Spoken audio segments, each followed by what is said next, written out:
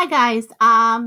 This is going to be in the form of an ed puzzle for you to answer questions, and then I'm going to read the article that you're going to have to answer as well, and put questions in there for you. The article is written by John Leguizamo, and it's called "Too Bad You're Latin." It was in his opinion that he wrote in the New York Times a few years ago. For our purposes, I wanted to show you a video of John.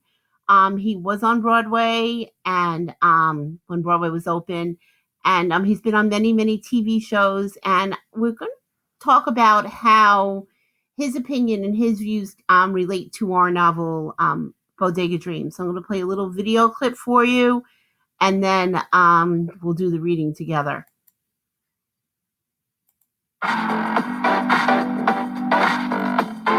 Welcome back. John Leguizamo's newest solo show, Latin History for Morons, is heading to Broadway after a sold-out run off-Broadway at the Public Theater.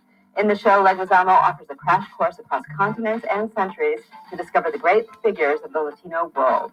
We recently caught up with the tour de force writer and actor to talk about us morons and what we might learn at his show. The morons were a lot of people, me, my family, everyone I know, you, I'm sorry, and you. Because, we just don't know about Latin history. I didn't grow up being taught it in schools, and my kids weren't. And I feel like that does such a disservice. It makes Latin people so vulnerable to all kinds of attacks. Latin people, we have the highest rate of bullying in the workplace, 40%. So if people knew that we helped build this country, that we're the sons and daughters of the American Revolution, they wouldn't treat us in the same way. It's pretty exciting to be able to teach people. I think it's a powerful platform. We're going to meet some of the people in the American Revolution. You're going to meet some people from the Aztec Empire, Montezuma, Cortez.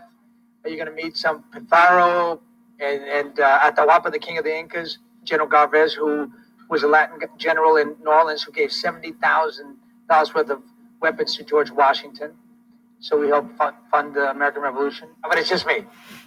It's pretty funny. It's pretty ridiculous, but not completely. It's not really just, I'm not making up stuff and not bullshitting you. I'm telling you real facts, just making them palatable by making them funny.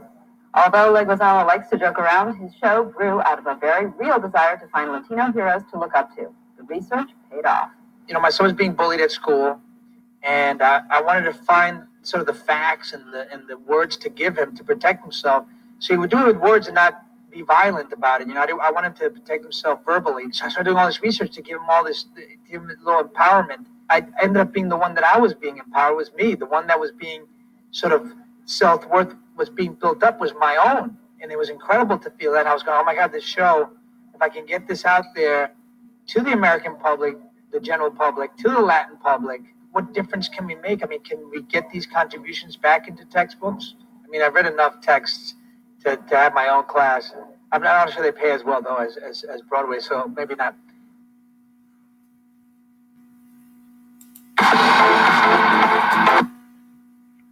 Okay, so I'm going to read to you the article, and then we're going to answer some questions about both. Too Bad You're Latin by John Leguizamo. A well-intentioned producer once said to me, John, you're so talented, but too bad you're Latin. Otherwise, you'd be so much further along. When I pitched a movie about Latinos, another producer said, Latin people don't want to see Latin people.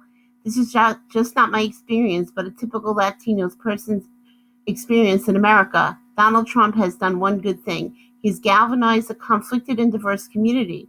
For years, activists and politicians have struggled to get Latinos to vote and show their power. But not until Mr. Trump's racist rhetoric shone a light on anti-Latino sentiment did we feel the need to make our voices heard on the issues that matter to us. From proper funding for our schools, better infrastructure in our communities, and financial aid to healthcare that doesn't consider poverty a pre-existing condition. There are around 56 million of us. We are the largest ethnic minority in the United States at almost 18% of the country's population. And yet Latino students drop out of high school at a higher rate than members of any minority. We are victims of neglect, discrimination, and ignorance. We have grown up amid an entrenched disrespect for Latin culture, and we've also often internalized that disrespect.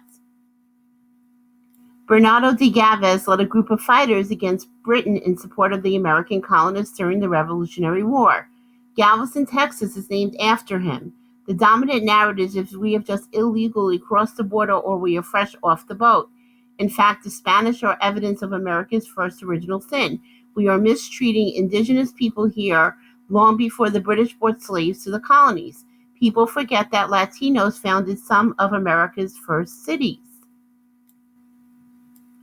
Latinos have been dying for America since before we were a nation. Why have our children not heard that thousands of Latino patriots fought for America in the Revolutionary War?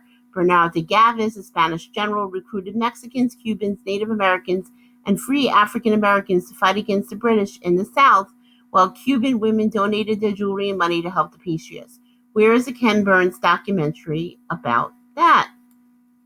Why do they know about the Latinos in the War of 1812, or anything of the 20,000 Latinos who fought valiantly in the Civil War, or those who earned Purple Hearts or a Croix de Guerre in World War I, or of the top 500,000 who served in the military in World War II? Ellen Okia is the first female astronaut of Hispanic descent, part of the 1993 Space Shuttle Discovery team. She is currently the director of Johnson Space Center. It's as if our heroism and sacrifice somehow counted less, as if we didn't exist in history at all. Without a past to glorify and uplift, how do you propel yourself into an unknown, tenuous future? I'm only an amateur historian, but I'm an expert on my own life and career. So to bring it around to more contemporary slice, Hispanics are the most underrepresented ethnic group in film and television. Saturday Night Live has only just hired its first Latina comic. Or we really believe there are so few funny Latinos? We are similarly marginalized in business and corporate life.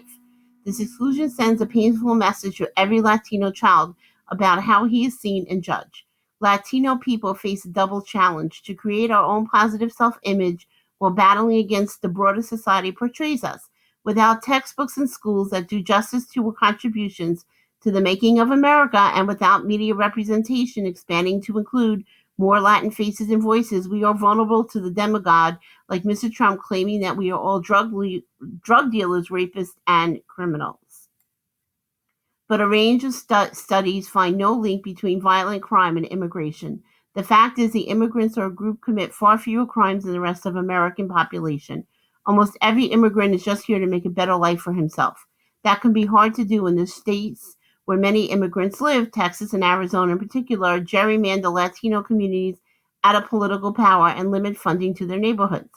Latinos aren't uniformly liberal. Some are conservative because of their religious beliefs or fiscal views, and yet if all the eligible Latinos voted, a number of states would turn from red to blue. We need a Latino spring in this country. We need to demand power and equal opportunity. A friend of mine recently did a small experiment to tease out anti-Latin sentiment. She sent out 2 resumes for an acting job with her picture attached. She happened to be very dark-skinned, morena, as we say in Spanish. On one resume, she used her traditionally Latina-sounding name, while on the other one, she used a traditionally white-sounding name. The Latina name received 0 callbacks, while the white name received a few responses. Where else is this racial profiling going on while we are living while Latin? It's going on while we are working for promotions that don't come, while we are trying to rent an Airbnb for a vacation, but no one will respond, while we are hoping to make our children's lives better than our own. Latinos need to demand our place in American history and in corporate, political, and social fields. We must demand an equal share of American dream and not accept a downgraded version of it. We need to stop accepting exclusion over persecution. In this critical election and in the future, I urge you all to register and vote and to be counted and heard. So that was his opinion on it, just like we're reading the book that the author has his opinions in. Well, this ironically was written 4 years ago. So I thought it was really relevant that we read it again and talk about it again. It's an opinion piece, and it's written by John Leguizamo, and we are trying to relate it to our novel Bodega Dreams. So answer the questions and do your best.